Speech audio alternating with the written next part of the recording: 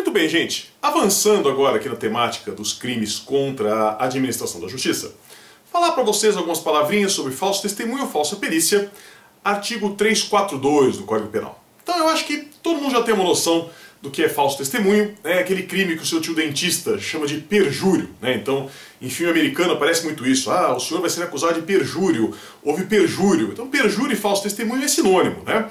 A única coisa é que aqui no Brasil o crime se chama falso testemunho e não perjúrio. É a mesma coisa chamar o assassinato, né? Homicídio, né? Então é mais ou menos a mesma situação aqui, tá? E notem que o crime não é só falso testemunho, como o próprio nome já nos indica, né? É falso testemunho ou falsa perícia. Vão aparecer aqui as duas possibilidades, né? As duas igualmente deritivas, né? As duas podem se encaixar aqui nesse artigo 342, tá? Então ele vai falar assim, ó: fazer afirmação falsa, ou negar, ou calar a verdade, como testemunha, perito, contador, tradutor ou intérprete em processo judicial ou administrativo, inquérito policial ou em juízo arbitral, né? Então tudo isso aí, né, pode configurar falso testemunho. Para começar, gente, vamos observar aqui que tem três condutas diferentes que aparecem, né? Porque assim, se eu perguntar para vocês o que é falso testemunho, muito provavelmente a grande maioria vai me responder que é o crime que acontece quando a testemunha mente em juízo. O que está certo, é isso mesmo. Testemunha que mente em juízo comete, em princípio, o crime de falso testemunho. Até aí, nenhuma novidade. Só que notem, né, que essa mentira da testemunha se enquadra aqui na primeira parte do tipo penal, que ele fala aqui: fazer afirmação falsa. É mentir. Mentir dolosamente, né? Vou lá e falo, eu vou mentir porque eu sou safado, porque eu sou sem vergonha. Então eu estou fazendo uma afirmação falsa. Mas não é a única modalidade, porque ele fala aqui, ó, negar a verdade. Isso é muito comum em filme americano, pode reparar. Às vezes o advogado chega para o testemunho e fala: mas não é verdade, não sei o que lá. E a testemunha fala: não, não é verdade. Tá? E é verdade. Então isso também é falso testemunho. E o mais importante, que eu não quero que vocês errem de jeito nenhum, quando ele fala aqui, né, calar a verdade. Calar a verdade. É uma modalidade omissiva. Então, quando que eu tenho falso testemunho por calar a verdade? Quando a testemunha sabe muito bem o que aconteceu, sabe muito bem o que é verdade e pilantramente, safadamente, resolve não contá-la. É isso. Aí eu vou ter o crime aqui de falso testemunho nesse caso, tá? Então vejam, esse crime, né, é importante que a gente fale desde já, não tem modalidade culposa, tá? Então se a testemunha esquecido de relatar alguma coisa, ela não comete crime nenhum, não tem problema, né? O problema é esse esquecimento doloso, né? Esquecimento intencional. Então, ai, graças a Deus ninguém perguntou isso, não precisei falar, né? Então, aí você já pode ter um falso testemunho, né? Aquela desculpinha esfarrapada, né? Que muitas pessoas dão: ah, não, mas eu não menti, eu só omiti. Isso aí não costuma dar certo na maior parte dos casos, e menos ainda aqui no falso testemunho, tá? Se você omitiu e essa sua omissão foi dolosa, você cometeu o crime de falso testemunho, sim, sem dúvida nenhuma, né? E pode ser perfeitamente responsabilizado por falso testemunho aqui nesse caso, tá? Notem ainda, gente, seguindo aqui a leitura do tipo penal, que esse aqui vai ser o que nós chamamos de um crime próprio, ou seja, são apenas algumas pessoas que podem cometê-lo. No caso, testemunha, perito, contador, tradutor ou intérprete. Então cuidado, né? Se não for nenhuma dessas pessoas, não pode cometer o crime. Vamos lembrar que no processo, não só no processo penal, né, também em outros processos, você tem pessoas que dão declarações no processo que não são nenhuma dessas. O próprio réu, que é interrogado, e, por exemplo, a vítima, né? A vítima, a mesma coisa. Ela não é testemunha. E, portanto, ela não comete crime de falso testemunho. Observem isso. Só vai cometer o crime de falso testemunho essas pessoas que ele fala aqui: testemunha, perito, contador, tradutor ou intérprete. Tá? E aí avançando, em processo judicial ou administrativo. Então veja, crime de falso testemunho não é só no processo penal que pode acontecer. Ele vai ser possível em qualquer processo judicial, tá? Então aquela explicação que eu já tinha dado para vocês lá atrás, da denunciação caluniosa, serve para cá também. É qualquer processo judicial, né? Seja penal ou não, então pode ser trabalhista, pode ser civil, né? Enfim, qualquer coisa. E também processo administrativo. Então, a testemunha mente lá no processo administrativo disciplinar, o PAD, que a gente chama de PAD, é falso testemunho, tá? ou mesmo no inquérito policial, né, no juízo arbitral, para quem é civilista, gosta dessas coisas de arbitragem, né, também tem aqui essa possibilidade, tá? Então, cuidado com isso. Bom, temos aqui uma questão, gente. Não sei se vocês já estudaram isso em processo, mas aqui no Brasil, né, não existe aquela situação, né, que é muito comum nos Estados Unidos, da testemunha fazendo um juramento. Então lá nos Estados Unidos tem muito isso, né? Eles pegam lá e falam, jure sobre a Bíblia, que você vai dizer a verdade, nada mais que a verdade, apenas a verdade, senão você vai para o inferno, vai arder, não sei o quê. Não. Aqui não tem isso, até mesmo porque nós somos um Estado laico, né? O Brasil não tem religião oficial, como vocês sabem disso. Então não tem nenhum tipo de juramento com caráter religioso. Porém, existe sim aqui no Brasil, quem já viu audiência de qualquer tipo deve ter verificado isso, o compromisso de dizer a verdade. Então a testemunha, ela é obrigada a dizer a verdade, tá? E esse é um compromisso que não é perante Deus, é jurídico, ela é feita na frente do juiz mesmo. E normalmente é uma coisa bem assim, informal. Então, na prática vocês vão ver que o juiz normalmente vira para a testemunha e fala assim, bom, o senhor sabe que tem que dizer a verdade, né? Ah, sei, então tá bom, né? É isso. Já está prestado o compromisso, não tem nada de fazer juramento, nem nada desse tipo. Bom, qual que é o problema, gente? Nós vamos ter aí algumas testemunhas que não prestam compromisso de dizer a verdade, né? Por razões aí diversas, tá? Então, por exemplo, né? Se eu sou testemunha num processo em que o réu é meu pai, eu não presto compromisso de dizer a verdade. Por razões óbvias, né? Porque eu estou depondo aí contra o meu pai, né? Então, ou a favor do meu pai, né? Então, eu não vou prestar esse compromisso de dizer a verdade, tá? Mas vou testemunhar do mesmo jeito. Aí a pergunta é, se eu mentir, cometo o crime de falso testemunho? Bom, aí vocês já imaginam, né? Deve ter umas duas correntes, pelo menos, porque sempre tem o pessoal que fala que sim, o pessoal que fala que não, e as pessoas que falam às vezes, de vez em quando, né? Vamos ver. E aqui não é diferente, né? Então, na realidade, o que a gente vai ter? Primeiro, Nelson Hungria, né? Que é o autor mais clássico, tradicional, aí, tem quase 100 anos, né? Ele vai dizer que mesmo que eu não preste o compromisso de dizer a verdade, eu cometo o crime. Porque o compromisso de dizer a verdade, segundo ele, não é ele que gera o crime. Porque, de fato, se vocês olharem no tipo penal, né, não está escrito em momento algum que esse crime deve ser cometido por testemunhas que prestaram o compromisso de dizer a verdade. Fala apenas testemunhas que mentiram. Então, portanto, de acordo com o Nelson Hungria, prestar o compromisso ou não, tanto faz, você continua tendo o crime de falso testemunho da mesma forma, tá? Porque o dever de dizer a verdade não é derivado desse compromisso, tá? E qual que é a diferença então, né? Daí a pergunta que se podem fazer, se eu for seguir essa corrente aqui do Nelson Hungria, então para que serve o compromisso de dizer a verdade? Porque você fazer o compromisso ou não muda nada. Ele vai dizer que vai fazer diferença no momento da valoração da prova, né? Então, na hora que você vai analisar lá quanto que aquela testemunha vale, é claro que uma testemunha compromissada vale mais do que uma não compromissada, tá? E também teremos uma outra corrente dizendo que quem não presta compromisso de dizer a verdade não comete crime de falso testemunho, né? Então, aí como sempre, né, a gente vai ter entendimentos aí para todos os gostos, né? E todas as situações possíveis, tá? Outra situação que nós temos, né? Nós temos aí algumas pessoas que são, entre aspas, proibidas de depor. Tá? Então quem são essas pessoas proibidas de depor? Depois vocês vão estudar isso melhor em processo penal. Mas assim, normalmente são pessoas que têm alguma obrigação de sigilo profissional. Então, nós advogados mesmo. É claro que eu sou advogado e posso ser chamado como testemunha, né? Mas eu sou proibido de depor sobre alguma coisa que eu fiquei sabendo no exercício da minha profissão. Então, se o cliente chegar lá e me conta alguma coisa, e eu o ouço no meu sigilo profissional, eu não posso chegar lá pro juiz e contar o que o cliente falou. Ah, não, ele matou mesmo, ele comentou comigo lá no escritório que matou sim, inclusive ele ia me contratar para defendê-lo. É claro que isso não pode, tá? Então isso vale para advogado, vale para médico, para psicólogo, padre, pastor, né? Então todas essas pessoas que têm algum tipo de sigilo, né? Algum tipo de dever de resguardar as informações que recebem no exercício da sua profissão, elas são proibidas de depor. Elas podem depor? Podem, desde que duas condições sejam satisfeitas. O que precisa acontecer? Primeiro, né, eles têm que estar autorizados pela parte interessada.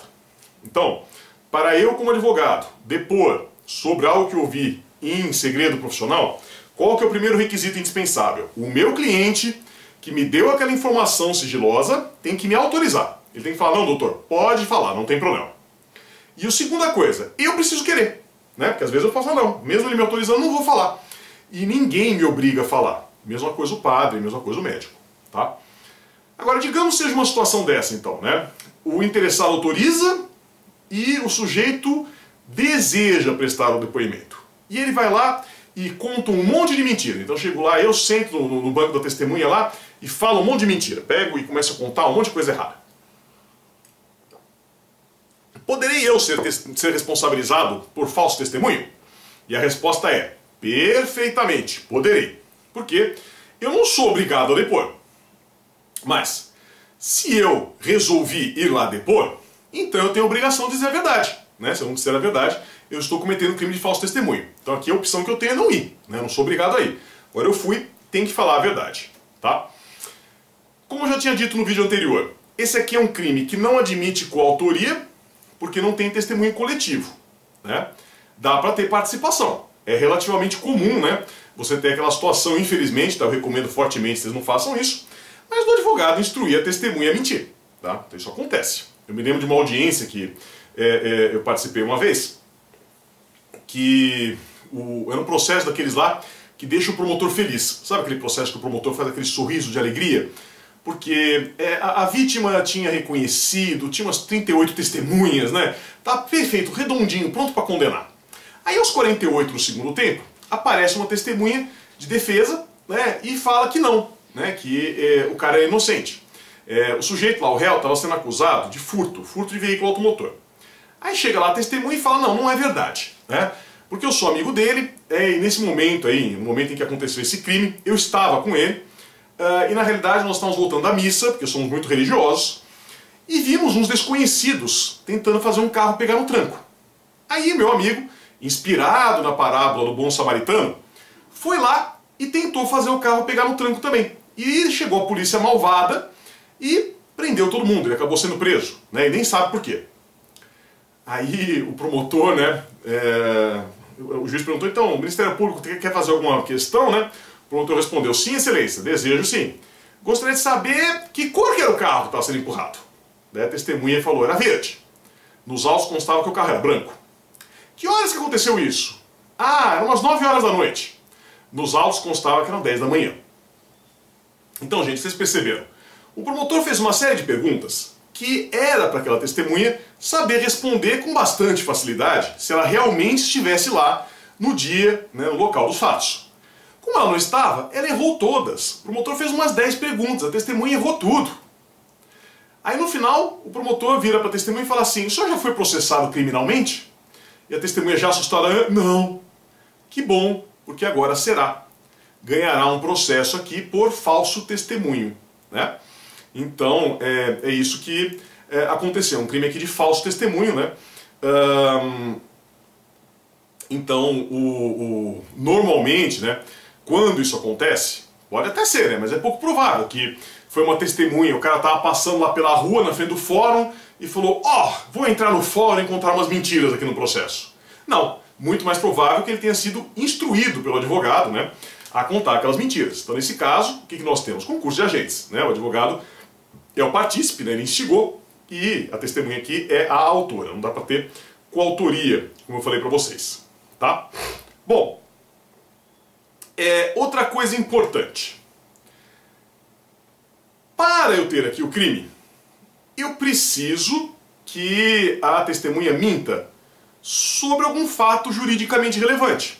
Então, sobre algo que tenha uma efetiva importância daquele processo. Se ela pegar e mentir sobre uma coisa que não tem nada a ver, né, não tem problema. Tá? Então, tem uma discussão aí, por exemplo, no que diz respeito a mentiras, né, na qualificação da testemunha.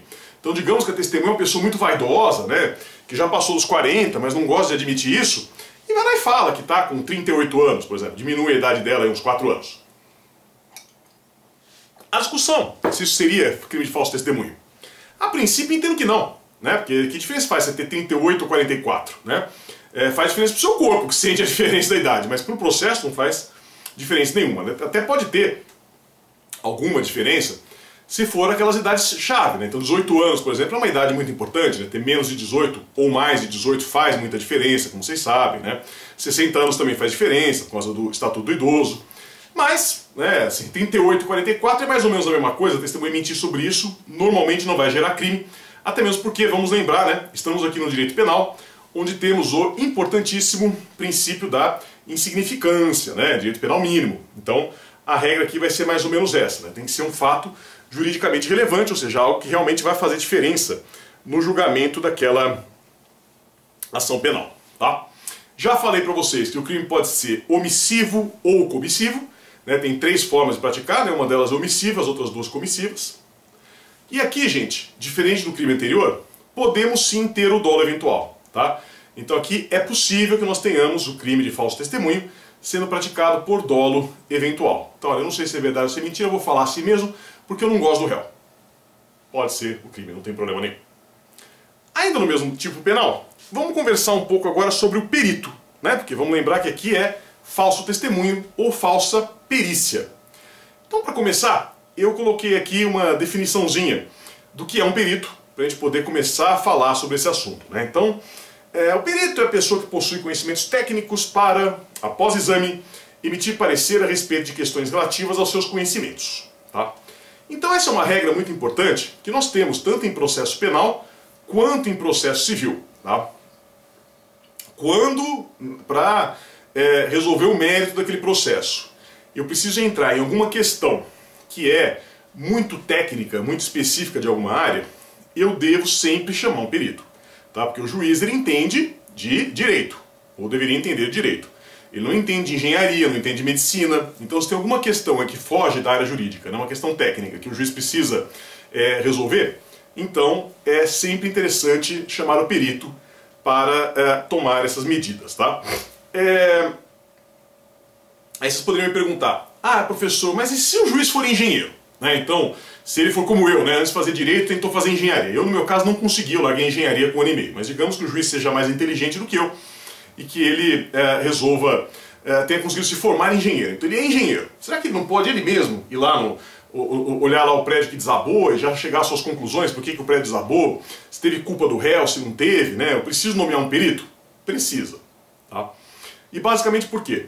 Porque o juiz passou num concurso para juiz. Então, em tese, a gente sabe que ele conhece bastante as leis, mas não temos absolutamente nenhum controle sobre os conhecimentos dele de engenharia. Então, não dá para arriscar, né? Eu não posso pegar e falar, não, vamos fazer aqui esse juiz mesmo, um engenheiro. Não, tem que ter um perito, tá? Tem que chamar aqui alguém para fazer isso. Os peritos, vocês vão ver também isso depois melhor em processo, eles podem ser oficiais, né, peritos que são nomeados pelo juiz, e também podem ser nomeados pelas partes, né? Então eu, como advogado, posso, por exemplo, num processo que tem uma questão dessas, escolher um perito para fazer a minha assistência técnica aqui, digamos assim, né? E não faz diferença, tá? Não é porque o perito foi nomeado pela parte que ele tem direito de escrever o que ele quiser no laudo. Então, olha, eu estou te pagando, você dá um jeito de escrever aí que o cara é inocente. É claro que o perito que é nomeado pela parte, ele sempre vai ser mais parcial. Isso é normal, né? Ele sempre vai ser mais parcial. Mas não pode exagerar, né, gente? Se o cara exagerar, escrever uma coisa que está tecnicamente errada, né, ele vai cometer crime de falso testemunho, falsa perícia. Não tem problema nenhum, né? Então, o prédio caiu porque o cara colocou lá areia do mar junto, né, como já aconteceu aqui no Brasil. E ele fala que não, né, que o prédio estava ótimo, que a areia que foi usada era de boa qualidade. Está cometendo crime de falsa perícia, sem problema nenhum, tá? Aqui não tem problema a questão do concurso de agentes, até mesmo porque, como vocês vão ver, né, a coisa mais comum do mundo é eu ter o laudo pericial assinado por vários peritos, então não vai ser só um, vai ser normalmente mais de um que vai assinar, isso é normal, então isso vai nos levar aqui ao concurso de agentes sem problema. Temos aqui algumas observações, né? Então, tá super na moda agora, né? CPI, né? Então, se for falsa perícia em CPI, a gente vai usar aqui a lei 1579, tá? Cuidado, tem dispositivo específico. E consumação é o ato que encerra o depoimento ou a entrega do laudo pericial. Tá? Então, antigamente, né, quando tinha o depoimento da testemunha, a testemunha respondia as perguntas, o juiz dava uma resumida, ditava para o escrivão digitava, terminava, imprimia, dava para a testemunha assinar, ela olhava, estava em ordem, assinava e devolvia. Nesse momento você tinha consumação. Hoje os testemunhos são gravados, né? Então tem uma câmera como essa que está me gravando, que filma o testemunho. Tá? Então também o testemunho parou de ser ouvida, já está entregue o depoimento, está consumado o crime, né? Porque já tem aqui o ato que encerra o testemunho. Tá? Dá para ter tentativa? Dá. Não é a coisa mais comum do mundo, mas eventualmente isso vai ser possível. De repente a testemunha está lá contando tanta mentira, ficou tão nervosa com as mentiras, que acaba desmaiando, né? Acaba perdendo o ar, ficando lá totalmente perdida. E aí a gente vai ter uma tentativa de falso testemunho, tá? Não tem problema nenhum. Vejam, gente, não é relevante se o juiz vai usar esse testemunho no julgamento ou não, tá? Porque vamos pensar num exemplo como que eu dei para vocês uns minutos atrás. Contei para vocês a história do furto do carro lá, que estava redondinho para condenar, e veio uma testemunha mentirosa, safada, sem vergonha, e falou lá um monte de mentira, né? É claro que esse testemunho dela não vai receber crédito quase que nenhum do juiz, né? Então o juiz não vai absolver por causa daquela testemunha. Porque é uma testemunha só contando uma mentira, e você tem lá muitas outras provas, né, que não vão nesse sentido. Então a gente pode dizer que aquele testemunho, muito embora falso, acabou não afetando, né, a questão do julgamento de mérito daquele processo. Porque havia outras provas de boa qualidade, né, que resolveram aí esse problema, tá? Porém, né, observem que isso não exclui o crime, tá? Então, ainda que o juiz não use aquela testemunha, ainda que o juiz perceba que está mentindo, você continua tendo o crime de falso testemunho. Eu não tenho crime de falso testemunho só quando o juiz não percebe que teve a mentira e usa aquele testemunho que não precisava usar, né? Eu vou ter o crime de falso testemunho sempre que a pessoa mentir dolosamente em juízo, tá? Isso é muito importante. Outra regra fundamental. Voltando àquela regra lá, aquela ideia que meu saudoso avô falava, né, do uso do cachimbo que entorta a boca. Gente, cuidado aqui com a competência. Isso é mais processo penal, mas é bom vocês já irem se acostumando com essa dura realidade desde já. A grande maioria dos crimes aqui no Brasil, conforme vocês estudarão em processo penal, eles são de competência da Justiça Estadual, tá? Então a gente que é advogado na área criminal, pouco vai a Polícia Federal, pouco vai a Justiça Federal, né? Porque são poucos crimes que vão para lá. Tem muito crime que vai ser pouco. Uma parte é a Justiça Estadual. Civil não, civil tem muita coisa que era federal. Veja, por isso, nós ficamos meio que viciados, né, a mandar todas as nossas petições para a Justiça Estadual. E aí, o que nas provas e concursos o examinador malvadamente faz com você? Ele pega e coloca um crime que é da Justiça Federal. E você é acostumado a mandar tudo para estadual? Manda para estadual, erra a competência e reprova. Então cuidado, falso testemunho. De quem que é a competência? Inicialmente da Justiça Estadual. Então segue a regra geral. Só que tem um problema. Se o crime acontecer em um processo, em um procedimento federal, aí é competência da Justiça Federal. Cuidado com isso, né? Então aconteceu lá no processo da Justiça Federal, é a Justiça Federal que vai julgar, tá? E mais cuidado ainda, perigosíssimo isso que eu vou falar para vocês agora. Muito cuidado com a Justiça do Trabalho. A gente não costuma lembrar muito disso, mas a Justiça do Trabalho, ela é federal. A Justiça do Trabalho, ela não é estadual, ela é federal. Então, houve um crime de falso testemunho na Justiça do Trabalho, temos aqui crime federal, tem que ser julgado pela Justiça Federal. Cuidado para vocês não errarem aqui o endereçamento, tá? Isso é muito importante. Bom, tem aqui, no parágrafo 1º, um aumento de pena, que vai ser de um sexto a um terço, se for processo, né, em que a gente tem aí parte como entidade da administração pública. Acho que vocês já perceberam isso, né? O Código Penal é feito dessa maneira. Todos os crimes que tem aí, envolvem de alguma forma a administração pública, governo, né? Eles acabam tendo a pena maior, porque em tese, né, o que é do governo, o que é da administração pública é de todos nós. A gente deveria ter mais cuidado com as coisas que são públicas, né? Muito embora na prática nem sempre seja assim. E no parágrafo 2º, a gente tem aqui uma extinção da punibilidade, que ele vai dizer assim, ó, que o fato deixa de ser punível se, antes da sentença, no processo em que ocorreu o ilícito, o agente se retrata ou declara a verdade. Tá? Então se a testemunha mente, mas antes que saia a sentença, ela chega lá e se retrata, fala, olha, eu menti mesmo, eu sou safado. Você tem aqui, né, a extinção da punibilidade. Né?